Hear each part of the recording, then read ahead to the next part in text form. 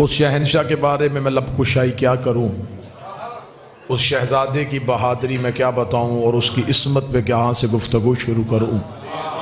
तकमील करबला को अली असगर कहते हैं। मेरा ख्याल है कि आज के जश्न का सबसे बेहतर उन्वान होना चाहिए जश्न तकमील करबला। बड़ा खूबसूरत जुमला है और मैंने कभी भी मुल्तान में तमहीद की नहीं, तमहीद के मराहिल से मैंने कभी इस मजमे को गुजारा ही नहीं। इंतहाई अहले इल्म, इशारा समझने वाले, अदब की कदर करने वाले लोग तशरीफ फरमा है।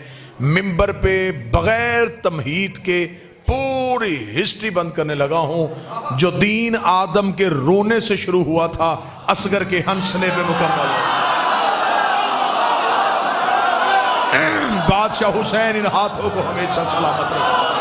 आकाज़ादी तुम्हें किसी का मोहताज न। जो आदम के रोने से शुरू हुआ था, असगर के हंसने पे मुकम्मल हो गया। जिसकी मुस्कुराहट 9 लाख को रोने पे मजबूर कर दे। जो हाथ उठाए अलमदार शाह जी, इसी हाथ पे शहजादे की खैरात रखवाने के लिए मैं अगला जुमला पढ़ने लगा। बहादुर इतना था कि अब्बास के भी बाद आया है। सखीन हाथों को हमेशा सलामत रहे। कुछ भी ना शुरू किया जाए,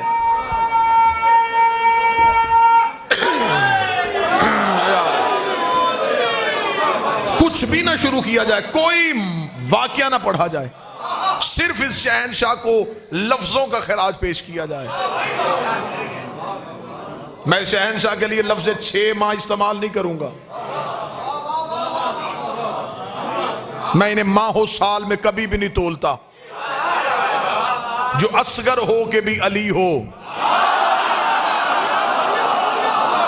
बादशाह हुसैन इसकी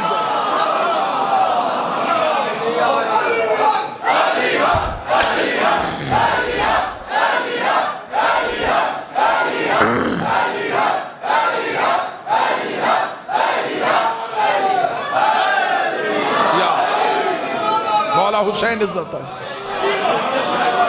मालिक हुसैन इज्जत। बादशाह हुसैन इरफान हमेशा बुलंद है। मैंने कभी भी माह साल में नहीं तोड़ता। जिनका असगर ही अली हो, वो अली खुद कितना बड़ा अली होगा। जो 14 में ना आके भी बाबुल हवाइज हो। बादशाह हुसैन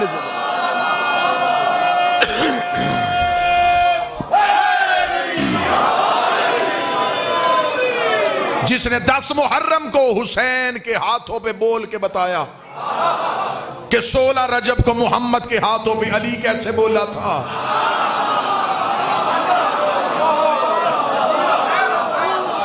कुछ भी ना पढ़ा जाए, सिर्फ लफ्जों की खराज पेश। 6 माह मैं इस शहजादे के लिए इस्तेमाल ही नहीं करूंगा। 6 माह की मुद्दत रह गई थी इस्लाम की सांसें खत्म होने में।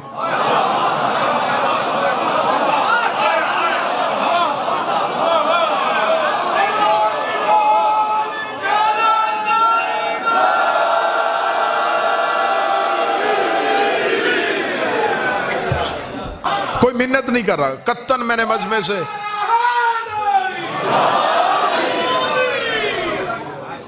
कोई मिन्नत नहीं हो रही, सिर्फ लफ्जों का खराज पेश किया जा। मजलिस नहीं होती, ये इश्क की तार होती। हाथ मार के जाकरी करना मैंने कभी सीखी नहीं। इशारों से दाद नहीं, लफ्जों से दाद लेने का कायल हूं।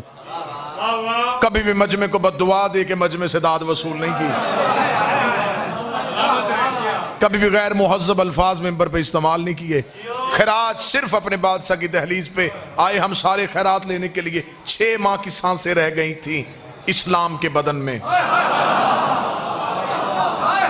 आज की शब का मुझसे कहा जाए कि सारी जिंदगी पढ़ और एक जुमला ऐसा दे जो तेरी सारी जिंदगी पे वजनी हो जाए। जिसके ज़हूर के लिए हुसैन को करबला ताकीर से करनी पड़ी।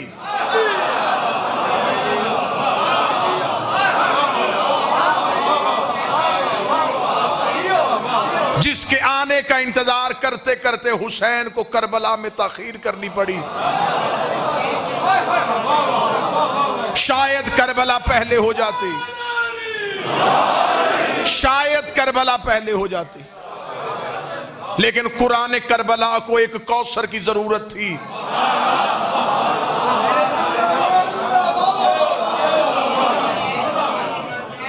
मौली हुसैन इज्जत अता फरमाए। आप जाके किताबों से पढ़िएगा कि 28 रजब को जब रवानगी हुई है काफिला तौहीद की, तो ये इंतजार किसका था? इस शहजादे का था। असगर आए ताकि वक्त का मोहम्मद घर से निकल सके, जो करबला का सुल्तान नसीरा हो।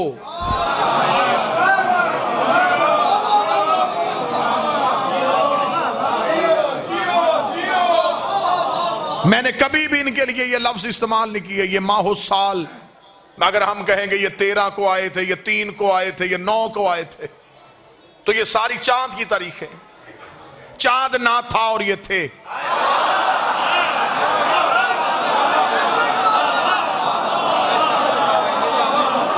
मैंने कभी भी नहीं कहा कि ये तब आए, नहीं।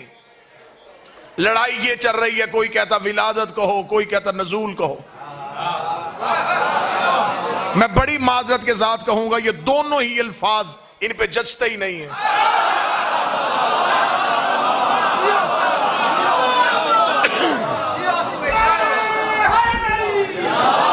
बिस्मिल्लाह सर। मालिक हुसैन खालिस्तान इरफान पढ़ रहा हूं सरकार। जिसने विलादत कहा उसने अपने अकीदे के मुताबिक कह दिया, जिसका अकीदा बड़ा अच्छा था उसने नजूल कह दिया। ये बदे हाथ है मेरे, बड़ा कम इल्म हूं लेकिन अकीदे पे बड़ा नाज करता हूं। हाथ बांध के कह रहा हूं, लफ्ज़ नजूल भी इन पे कोई जचा नहीं। नजूल कहते हैं किसी चीज का बुलंदी से पस्ती की तरफ आना। कोई चीज ऊपर से नीचे आए तो वो नाजल होती है, पस्ती इनके यहां है ही नहीं।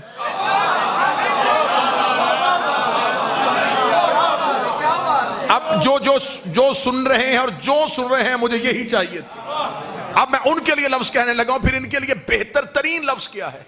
जो लफ्ज मैंने खैरात में मांगा वो लफ्ज अदा करने लगा हूं। जिसको ये नमाज अच्छी लगेगी वो 7 इस रकत में शामिल हो जाएगा। मैं कहता हूं ये 3, 13, 9, 10, 5 इन पे जचते ही नहीं। जब ये मखलूक को अपना आप देखने का इज़्न बख्श दे, उस लम्हे को इनका आना कहते हैं। जब वो इज़्न वापस ले लें, उस लम्हे को इनका जाना कहते हैं।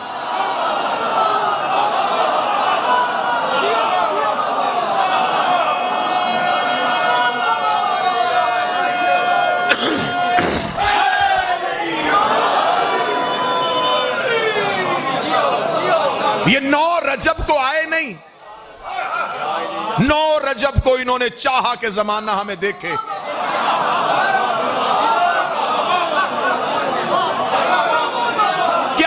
क्या कहेंगे हम कि 9 से पहले क्या था? ये नहीं थे।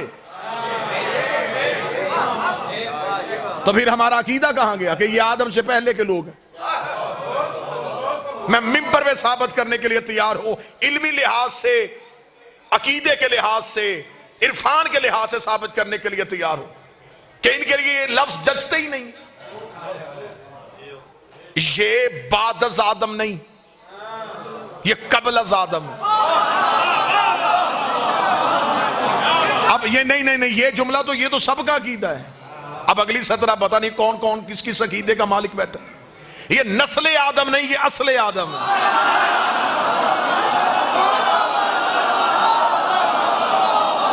मालिक हुसैन इन हाथों को किसी का मोहताज नहीं।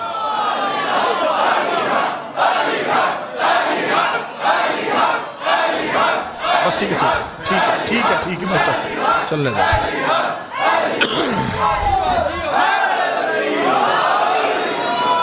मतवज्जे साहबान नहीं, अलमदार शाह जी, अब ये लफ्ज सिर्फ दावा नहीं रहेगा, मैं इस पे दलील देता हूं। पहले जो भी कहे ये इश्की अल्फाज से ये दावा पहला मिंबर पे आज के जश्न में मैंने किया, मैं इस पे दलील देता हूं। मैंने कहा ये नस्ल आदम नहीं, ये असले आदम है। चले किसी भी मर्जी के पढ़े लिखे के सर पे कुरान रख के पूछो कि दुनिया में आते ही हमने पहला काम क्या किया था? हम रोए थे। ठीक है। दूसरा काम, जब हजरत आदम को अल्लाह ने जन्नत से निकाला था तो अल्लाह ने हजरत आदम से उसका लिबास छीन लिया था। इस पे दूसरी राय तो नहीं है। सबका अकीदा है कि आदम से अल्लाह ने लिबास छीन लिया था, क्योंकि जमीन पे उतारा था खुदा ने कहा ये जन्नत का लिबास है, बगैर लिबास के दुनिया पे जा। क्योंकि आदम जन्नत का मकीन था, मालिक नहीं था।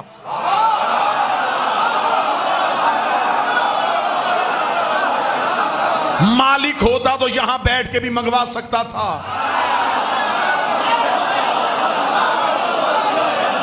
खुदा ने हजरत आदम से लिबास जन्नत छीन लिया।